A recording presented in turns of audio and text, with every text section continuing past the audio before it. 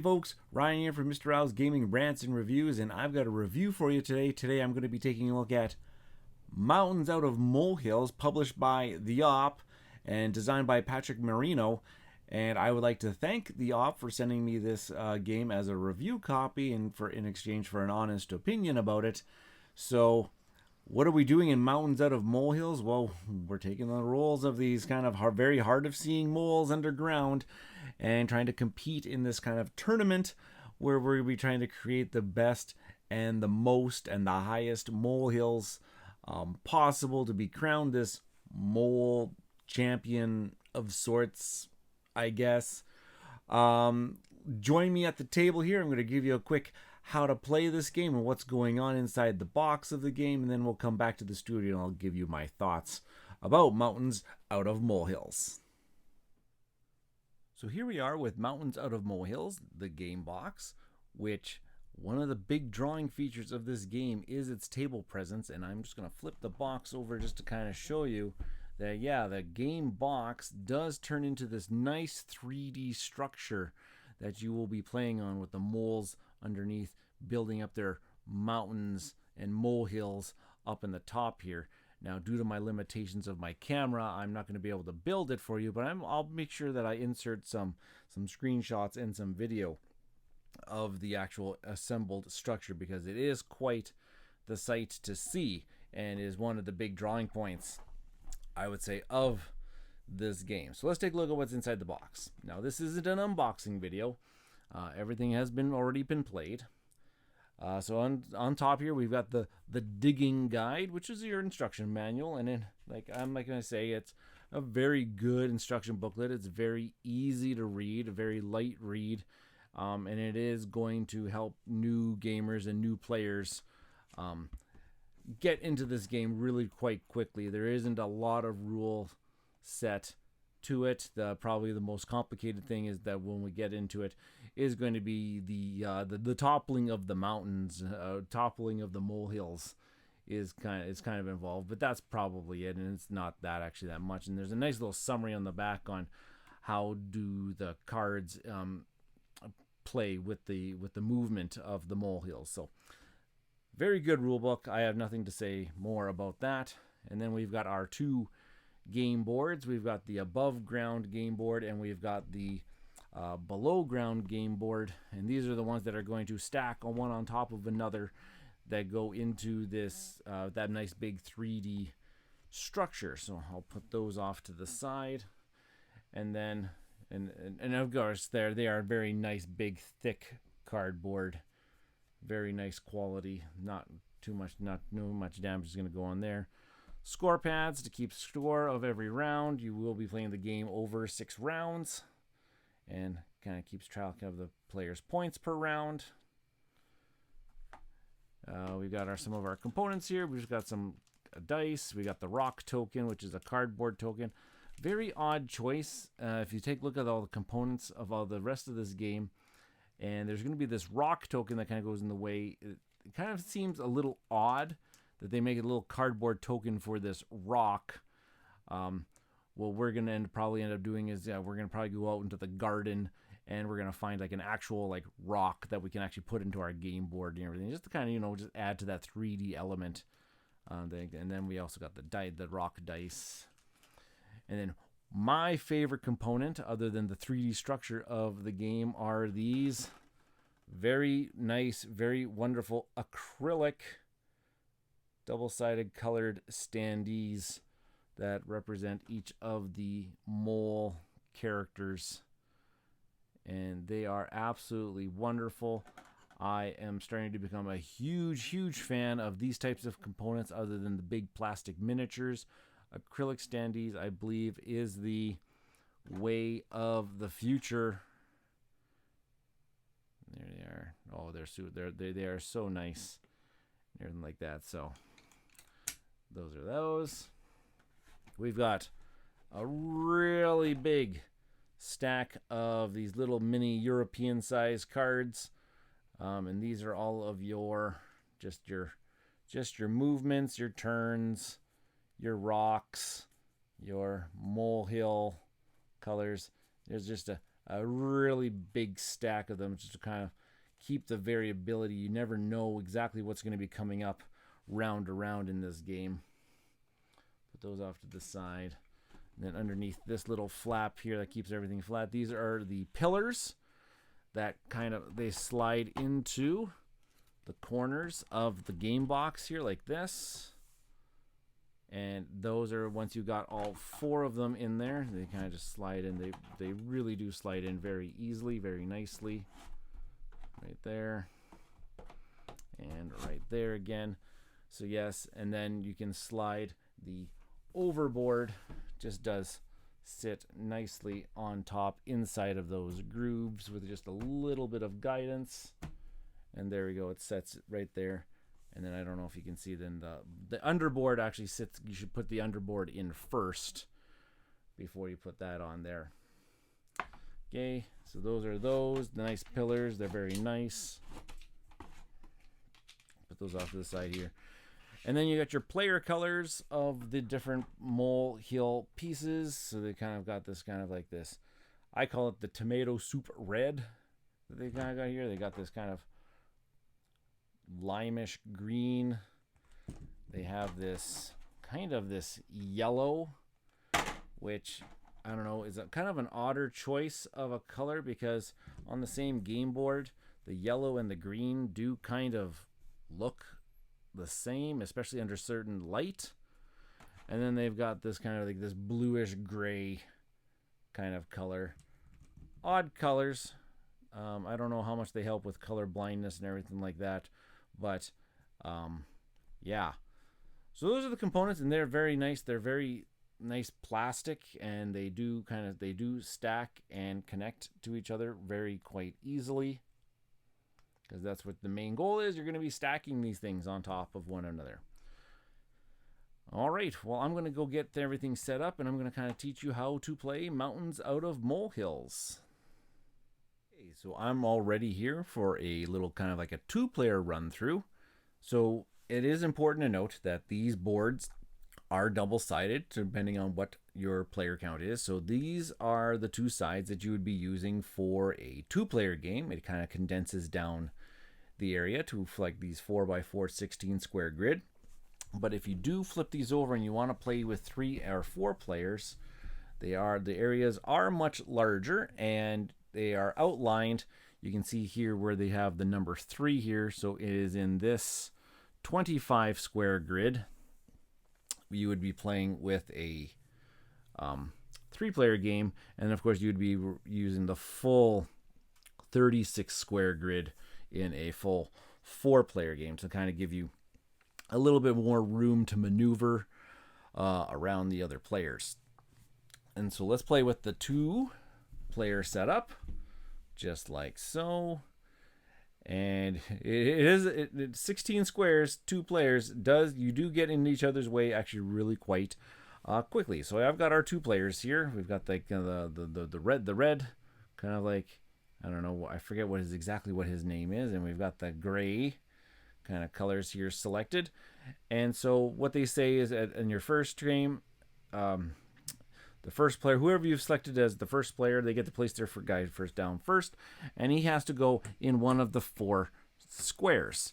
Now, of course, you kind of want to make sure you're kind of facing outwards, or anyway, you don't want to be facing towards the walls. You might back yourself into a corner. So let's just say this guy starts facing to the left, and the other player, maybe he'll come and he'll have his guy facing downwards to start. And there we go. And then of course above the ground, these are guys that are above ground. I should be starting below ground, because that's where the moles like to live.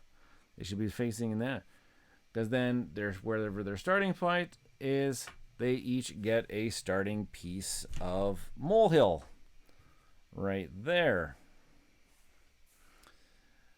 And so over the course of the game, you're going to be playing through 6 rounds as indicated on the score sheet.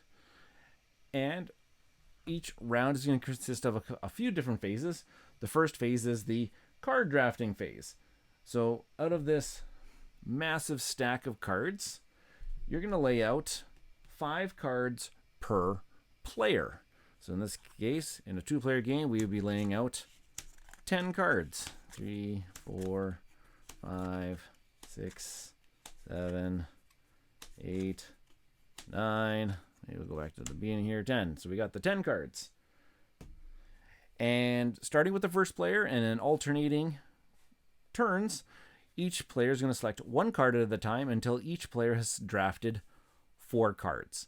And now what you're kind of looking at is that you're wanting to expand out into this underground and building up your molehills above ground, because the more molehills you get out there, the more points you're going to get, and the higher those molehills that you have, the more points that they will be worth. So you're kind of wanting to move out. Let's just say,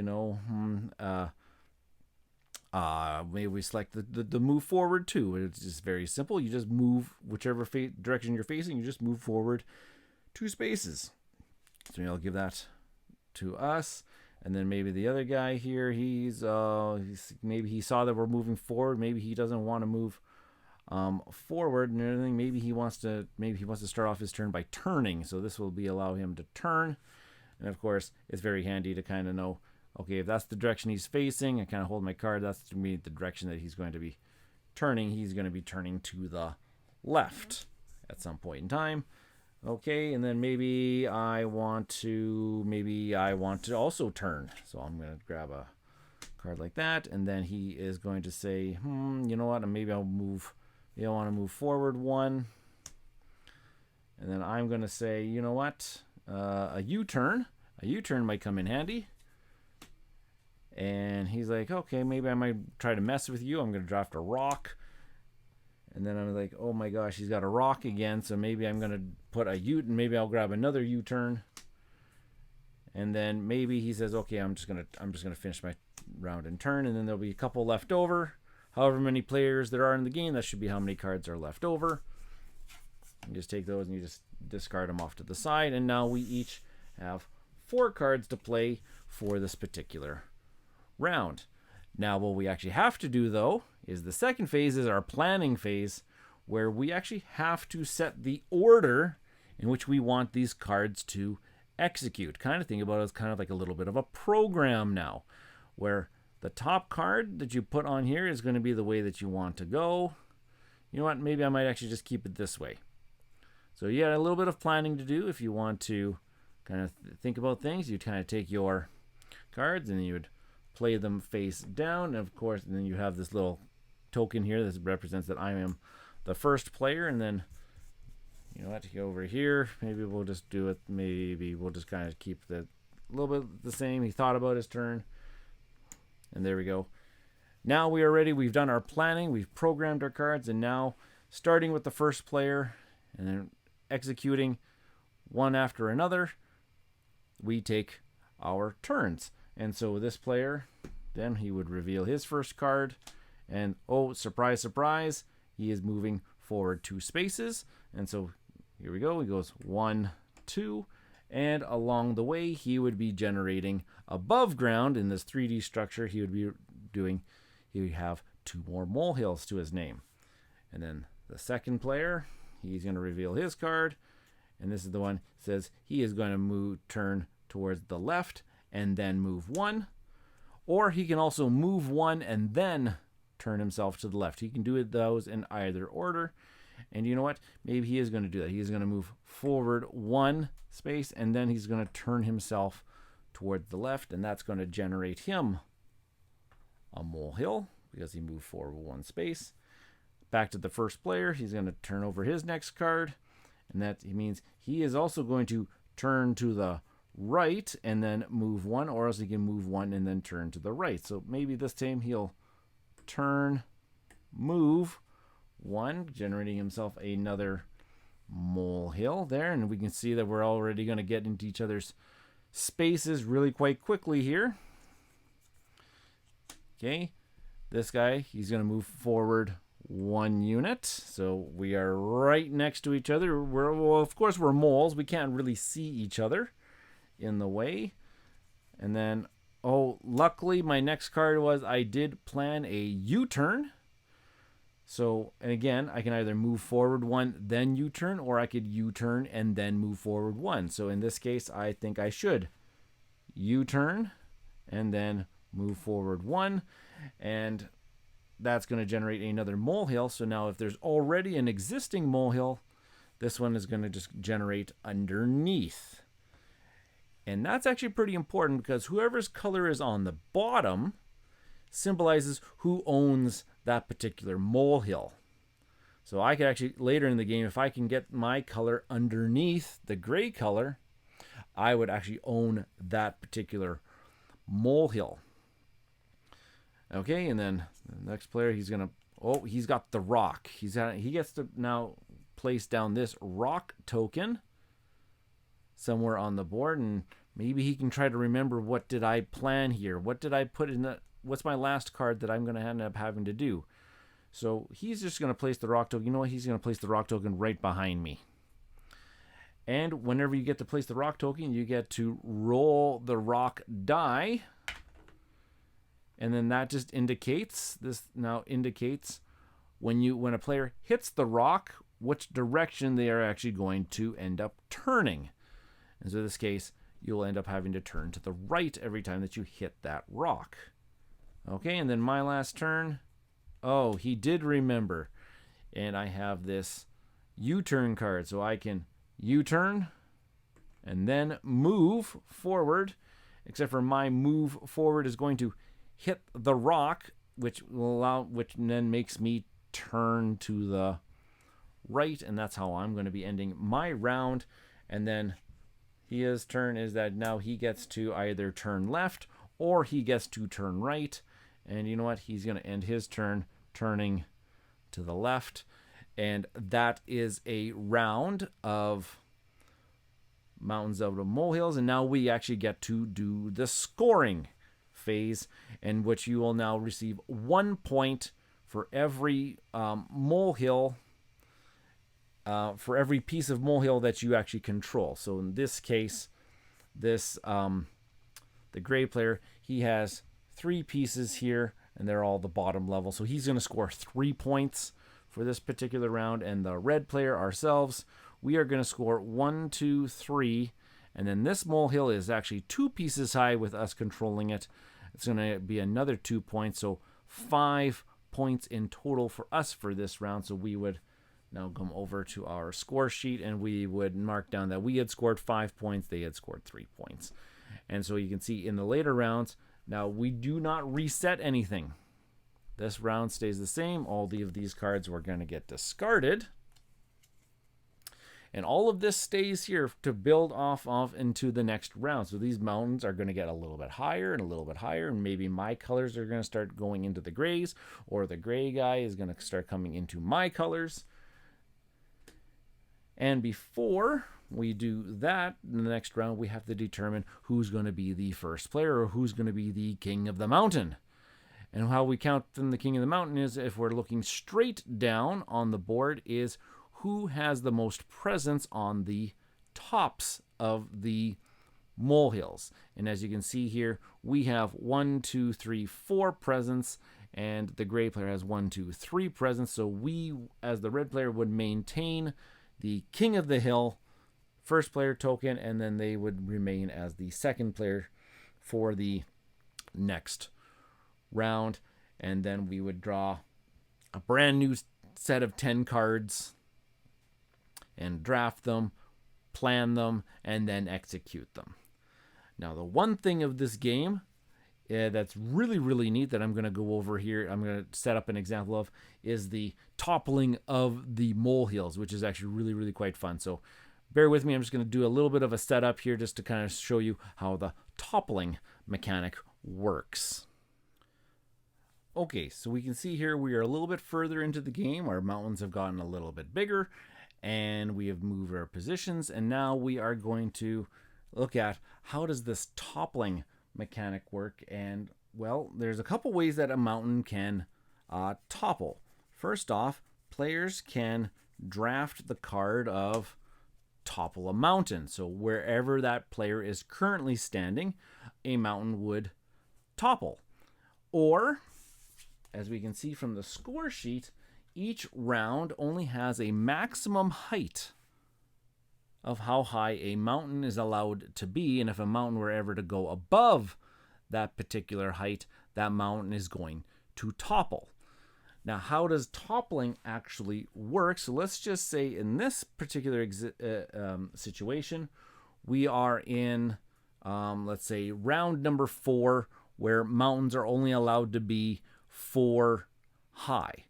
And let's just say that this gray player decides he played a card that moved himself forward 1 space, and therefore adding another one. Actually, no, that I set this up wrong. Let's just say we're around round 3, where we're only supposed to be 3 high. That's what I wanted to do.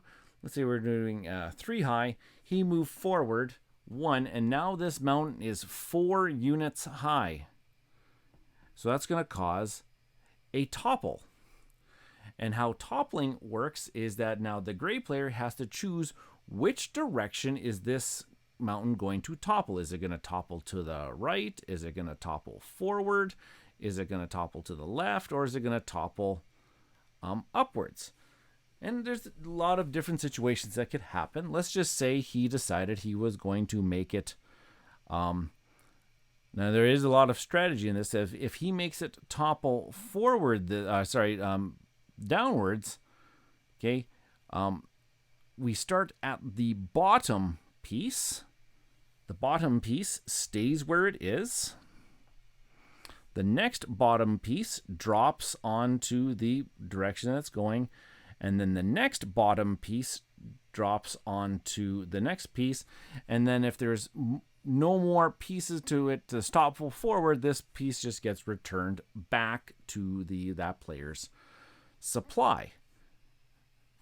So yeah, that helped the gray player get his high. But now look, now this mountain ended up being 4 pieces high again, which now is going to cause a topple. And so now he has to choose. Since it's the gray player and owns this stack here, he's going to choose which direction he wants this to topple. And let's just say he wants it to topple upwards now, where this piece is going to stay put. This next bottom piece is going to drop forward. This next bottom piece is going to drop forward. And the next bottom piece drops off the map, and that's going to get returned to the red player. So one topple can cause a cascading effect of multiple topples. And of course, the strategy would be you would want more colors on top of your color that's on the bottom here. So that actually worked out quite well for the gray player. Gail managed to get himself a few extra points. And then the exact same thing happens if I were to play a molehill card. Let's say the red player played the molehill card, and he's standing in this particular spot. Even if the mountain is not at its over its capacity, that mountain is still going to topple forward. And so let's say he would maybe want this one to say, he drops his forward, and then he drops this one that way, and then this one would also fall off the map, returning it to the gray player. And that's how the toppling mechanic works, and it gets really quite fun later in the rounds when these get really high and multiple cascading topples happen at the same time, and it's just a lot of chaotic fun. And that's how you play Mountains Out of Molehills. Let's join me back in the studio to figure out what my thoughts are on this particular game. Okay, well, that was Mountains Out of Molehills, published by the Op. Let's get into some of my thoughts and what our experiences have been with this game. And let's just get out of the way right now, as I've mentioned already a little bit before here, that the production value of this game is off the charts. It has amazing table presence. There has been a trend in some of these family style games of having the 3D board, where it's kind of like you turn the game box and a couple boards and some pillars, and you turn it into this 3D structure that kind of sits above the table almost. And that piece is really, really cool. It is what kind of draws people in, and they did their justice with this one. Now, with the player boards that actually go inside there, we've got the underground board and we got the above ground board. And of course, there is going to be a little bit of limitation on that underground board, as sometimes it is kind of difficult to see where your mole is exactly sitting. Not too terrible. Everybody can see in from wherever they are sitting around the table, but it does limit it a little bit, and especially on the underground board where it is the 3 and the 4 player game, especially in the 3 player game where you have to really pay attention to where the boundary of the 3 player game kind of ends, because you can't go past you shouldn't be going past that part. So the production value, great. My favorite piece of this game is, of course, and I got them kind of sitting right here, are these acrylic standees. And I've kind of mentioned it a little bit before here, that I'm starting to really, really enjoy the acrylic standee component of these games, rather than replacing them with plastic or resin miniatures. You can still get the artwork in there. I don't have to paint them or anything like that. Not like I would paint any miniatures anyways. But the acrylic standee is top-notch quality. The only thing that I think that I would have preferred is maybe somewhere on the base of this, because sometimes it was so hard to see of which direction my mole was actually facing when it's on the underground. And if there's maybe kind of a dark, maybe I might put it with Sharpie in the future here on the base here, just to kind of which way was pointing forward. And sometimes it was a little hard of seeing to see exactly which way my mole was facing at certain times. That's just a little minor thing. And another little minor thing for me was that with this amazing production and the plastic molehill pieces that are stacking above the board, and you got these acrylic pieces, and then there's the component and the mechanic of the rock. And the rock is just, I'm going to pull it out here, and the rock is just a simple flat cardboard chit. It doesn't make any sense to me. We're going to be tossing this little component probably in a little bit here. Well, not throwing it out literally, but we're going to keep it inside the box. It's gardening season here, so we're going to go find some rocks from our garden that we're actually going to put on the board for the rock token. Now, I understand why they have it flat, because when you do play the rock and you have to roll the rock dice, you put the rock dice on top of the rock. But who's to say that, I can put an actual physical hard rock there and everything, and I can just roll the dice, and I have the dice sitting off to the side that tells me exactly what happens when I hit the rock. So again, those are minor nitpicky little things that, got in the way a little bit here. But let's talk about the game play itself, because oh my goodness gracious, this one's got a couple little things that are going on that mash into a pretty decent experience in my mind here. We've got the card drafting, where you're going to be laying out the 5 cards per player. So 10 cards in a 2-player game, 15 cards in a 3-player game. That 3-player game was kind of the nice little sweet spot. You get a nice variety of cards out there. I haven't played this at 4-player yet, but we have a tremendous experience at the 2 and 3-player. And having those 5 extra cards in the 3-player game does make a world of difference of the options of what you get to select from. There were a couple times in the very early games, some of the first games we played at the 2-player count, where we would have went a round or two and our moles would have got situated in kind of like a not optimal position at the end of their rounds. And then we had rounds where the cards came out, and it didn't matter what we drafted, our moles couldn't do anything. And it was a very frustrating experience in some of those early games where you're like, oh, I can just draft 4 cards. I play these 4 cards, but maybe it was like a good majority of the cards that came out were straight cards, and there was no turns. And so I run into the edge of the board, and I can't go any further. I can't do anything because I can't turn, and I wasn't able to grab any cards that turned or anything like that. So just note that something like that can possibly happen. So just make sure that you give that massive stack. I'm going to grab it here again. It is a massive stack of cards here. Make sure you give that a really, really thorough shuffle in the beginning, your first few playthroughs. Do that whole, like the dealer at the casino thing, spread them out all on the table, really mix them up, shuffle them, so that you do get a good, nice distribution of all those different types of cards that are out there. Now, another thing that I like to mention here is that this game is I call it a sneaky mean type of game. It doesn't present itself as a kind of a mean take that game, but there are elements of the area control. Like, you want to control the molehills. You want to be the person that has the last molehill at the bottom so that you're able to score the points there. So your kind of goal is to go around the place at the board and steal away some of those molehills from your opponents. It's not presented that way, but man, oh man, it can get absolutely mean and cutthroat at times, especially if we know that, oh man, I better take away a couple molehills from my opponent because I know that they're coming at me, stealing away my molehills, and we got to try to keep those things in balance.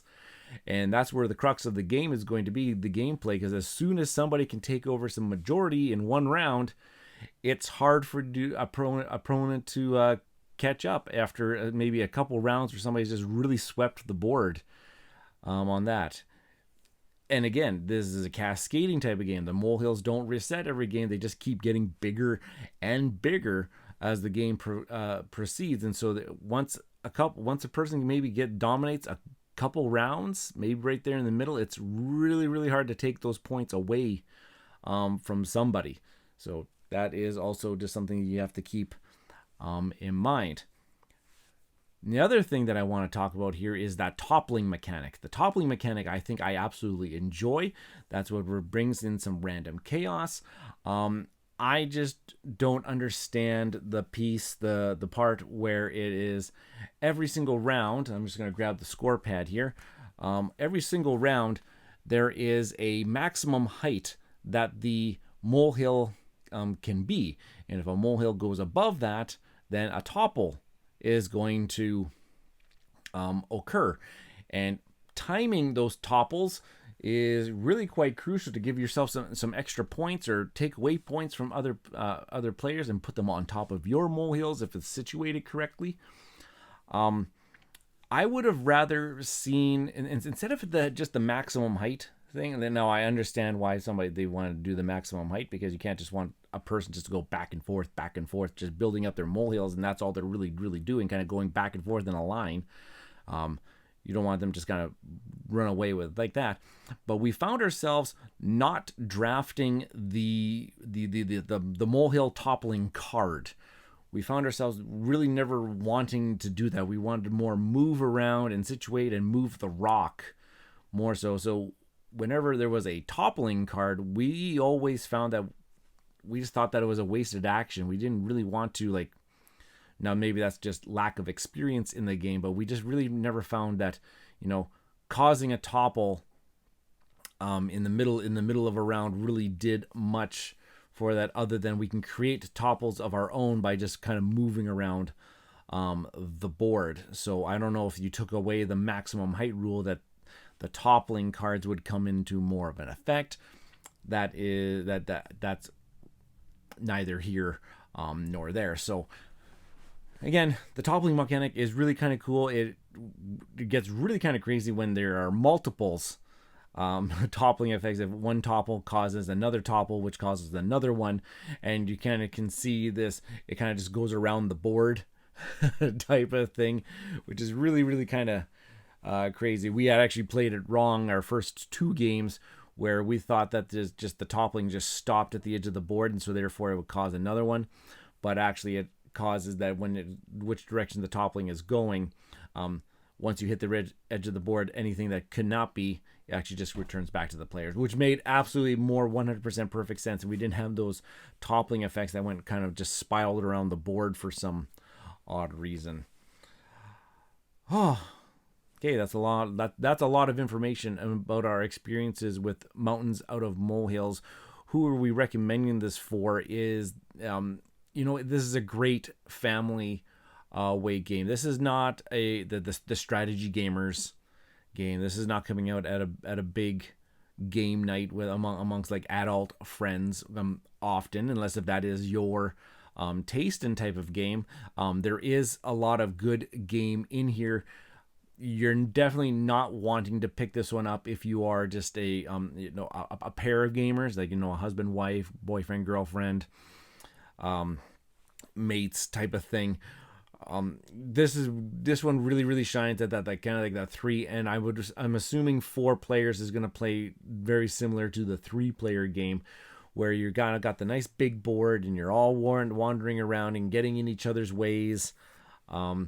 I think that's where its sweet spot is at. The 2-player game is fine the way it is, but there are those situations because of the limitations of the cards of only having the 10 to draft from.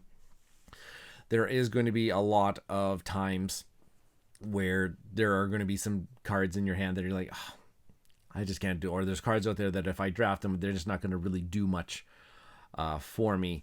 And which also brings us to the point of the action programming piece. Is that's kind of a neat thing to do, because I kind of understand thematically that these are kind of like blind moles going around in the Underdark. So you kind of have your idea of what you want to do, but then you have no idea what the other players are doing. I would recommend that if you do have young gamers in your family, that you kind of just draft your cards and then just kind of you go around the table and you just kind of just play a card. However, like just you can pick a card. You don't have to actually program the cards in order the order that they come out.